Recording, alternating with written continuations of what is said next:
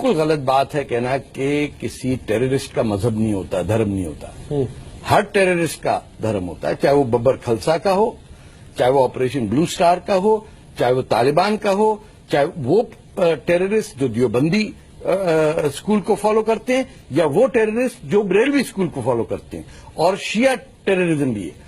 ایک چیز مسلمانوں کو سمجھنا پڑے گا کہ 90% اس وقت ٹیررزم جو دنیا میں ہو رہی ہے، سین برنارڈینو سے لے کے جموں کشمیر سے لے کے بنگلہ دیش میں رائٹرز کی گلے کاٹ رہے ہیں جماعت اسلامی والے.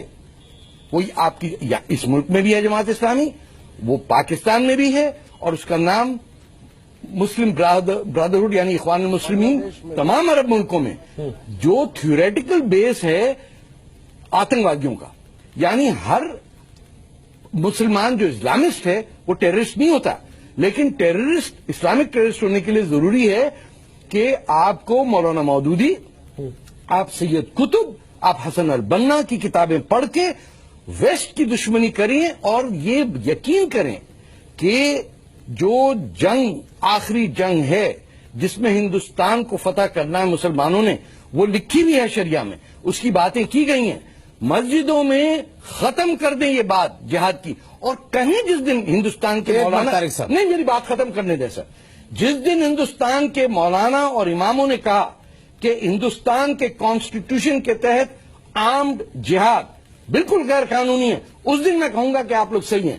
ٹیررزم کو اپوز کرنا بڑا آسان ہے، جو ہماری مسجدوں میں ہو رہا ہے وہ آپ کو پتا ہے، مجھے بھی پتا ہے، میں مسلمان ہوں، آپ بھی ہیں، لیکن یہ نان مسلمانوں کو کہنا کہ ہمارے یہاں کچھ نہیں ہو رہا یہ جھوٹ ہے. ایک منٹ اب میں بتا دیتا ہوں. آپ نے جو ایک بات کہی ہے کہ مسجدوں میں جہاد پڑھایا جاتا ہے، یہ نہیں، میں نے نہیں کہا یہ. پھر کیا میں نے کہا جہاد کے ڈاکٹرن کو آپ ڈیناؤنس نہیں کرتے. کیا آپ اپنے منہ سے آج کہیں کہ جہاد کا 21ویں صدی کے اندر کٹ گیا، نیشن اسٹیٹ کے ساتھ کوئی تعلق نہیں؟ بالکل تعلق ہے، بتائیے. میں کہتا ہوں لیکن جہاد کو پہلے سمجھ لیجیے. چھوڑیں یہ، آپ کس جہاد کی بات کر رہے ہیں؟ آپ کسی کی جان لینا جہاد نہیں ہے سر. ہمارے پیغمبر نے کہا ہے اگر دو بھائی بچھڑے ہوئے ہیں ان کو ملا دیے، سب سے بڑا جہاد ہے. حضرت علی کو کس نے مارا مسجد میں؟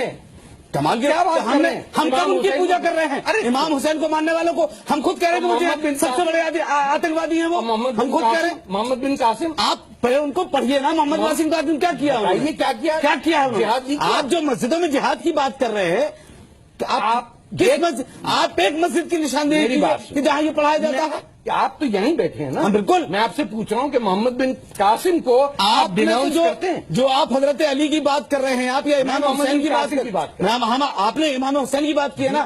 ہم تو امام حسین کے قاتل کو سب سے بڑا دہشت گرد کہہ رہے ہیں، آپ سے سب سے بڑا آتنکوادی کہہ رہے ہیں ہم. دیکھیں کیا علی کے ماننے والے کو کیا ہم پوجا کر رہے ہیں؟ کیا ہم اس کو مان رہے ہیں؟ مولانا صاحب سیدھا سوال کیا ہے مسلم، آپ سچ بولیں میں بھی بولوں گا. جی.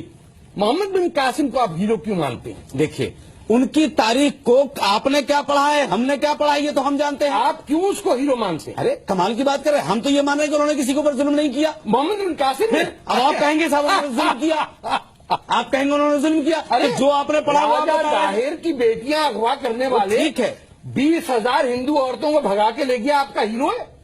آپ دلی میں کتابیں چھاپ کے بانٹ رہے ہیں اور میرے سامنے کہہ رہے ہیں کیا مسجدوں میں کچھ نہیں ہوتا؟ بالکل نہیں ہوتا ہے. اور محمود غزنوی، محمود غزنوی کو کیا کہیں گے آپ؟ کیا وہ ہمارا ہیرو ہے؟ کل بھی ہیرو تھا، آج بھی ہیرو ہے سر، اور ہیرو رہے گا. سومناتھ کتنی دفعہ توڑوائیں گے آپ اس کی تاریخ میں تو اٹھا کے دیکھو کیوں ہوا یہ واقعہ کیوں پیش آیا. اور تیمور، ہم تیمور کی بات نہیں کر رہے.